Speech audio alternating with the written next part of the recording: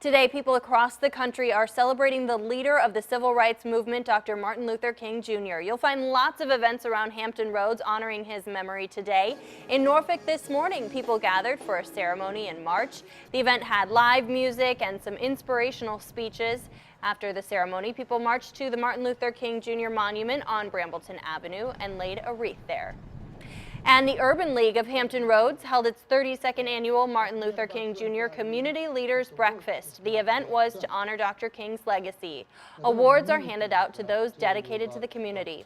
Norfolk native Wilbur James was the keynote speaker at the event. He's the president of Toyota Motor Manufacturing in Kentucky and was named one of the top 100 most influential African Americans in corporate America. He says communities need to come together and continue progress. Still today, the work is not yet done. If you look at what's happening in our communities today, we still need to come together and identify some of the issues that we need to address to make this a better place. And in Chesapeake, a nationally known minister held a breakfast to honor Dr. King. The president of the national organization STAND, Bishop E.W. Jackson, honored police officers at the event. He says officers are part of the fabric of the community.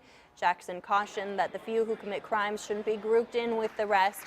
High school students were also awarded scholarships at the event. And in Washington, D.C., Attorney General Loretta Lynch spoke at the annual Martin Luther King breakfast for the National Action Network.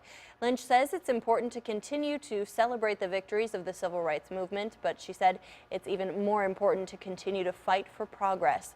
Lynch also promised the Department of Justice will work to ensure equality for all Americans.